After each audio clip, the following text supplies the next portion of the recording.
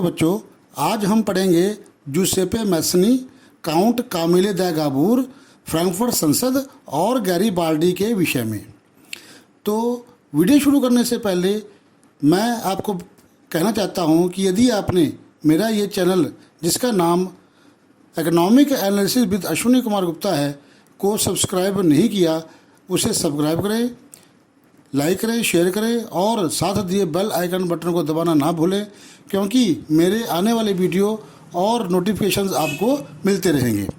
तो शुरू करते हैं वीडियो जूसेपे मैस्नी, काउंट कामिले दा गाबूर, फ्रैंकफर्ट संसद और गैरीबाल्डी के विषय में। तो सबसे पहले जूसेपे मैस्नी।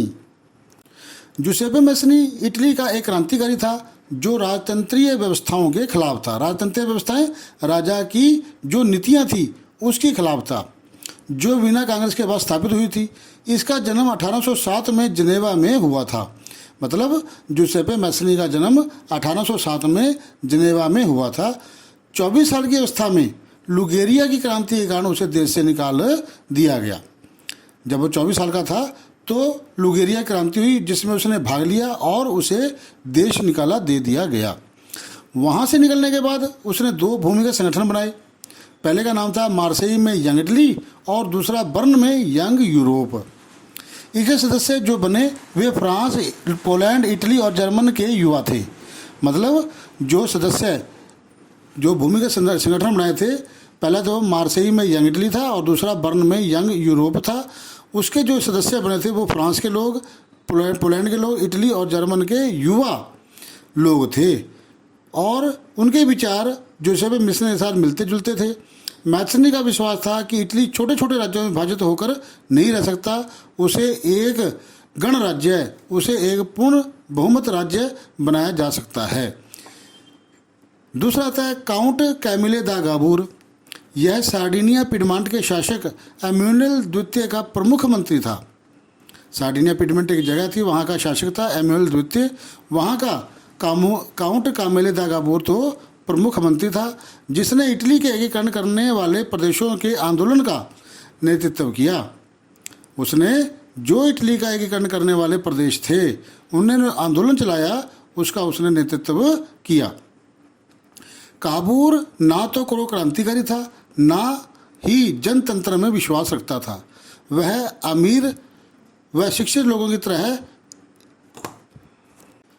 इतालवी की बजाय फ्रेंच भाषा बहुत अच्छी तरह से बोलता था।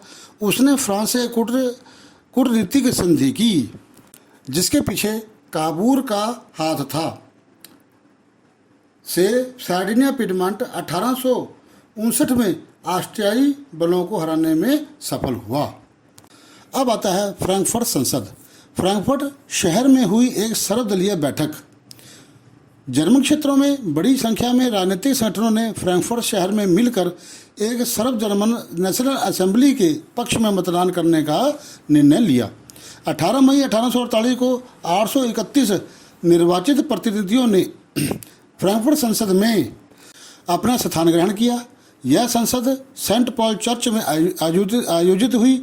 वहाँ सभी ने जर्मन राष्ट्र के लिए एक संविधान तैयार किया, सारे समूचे राष्ट्र के लिए संविधान बनाया और इस राष्ट्र की अध्यक्षता प्रशा के राजा फ्रेडरिक विलियम चतुर्थ को सौंपी गई, जिसे संसद में रहकर कार्य करना था, परंतु उसने अध्यक्षता करने से इनकार कर दिया।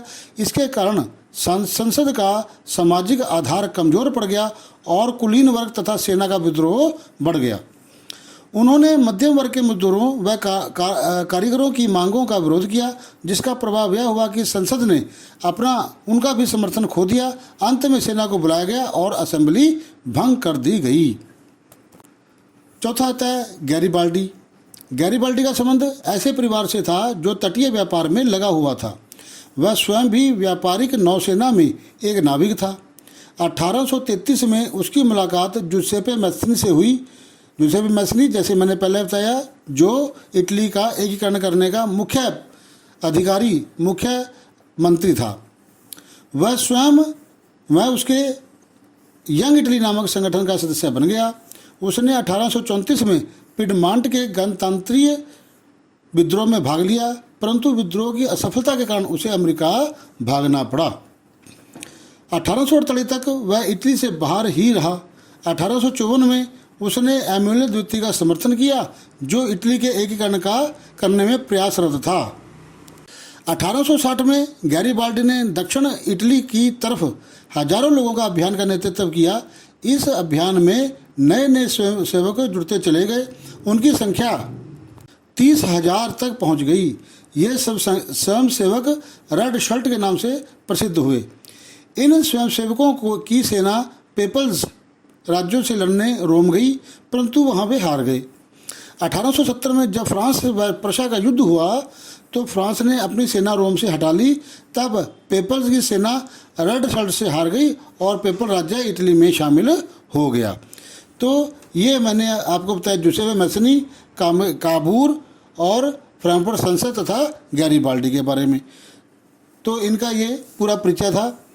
यदि आपको मेरा ये वीडियो पसंद आया है तो आप इस वीडियो को लाइक करें, शेयर करें और मेरे चैनल को सब्सक्राइब करें। साथ दिए बेल आइकन बटन को दबाना ना भूलें। क्योंकि मेरे नए नए वीडियो और नए नए नोटिफिकेशंस आपको समय समय पर मिलते रहेंगे। धन्यवाद।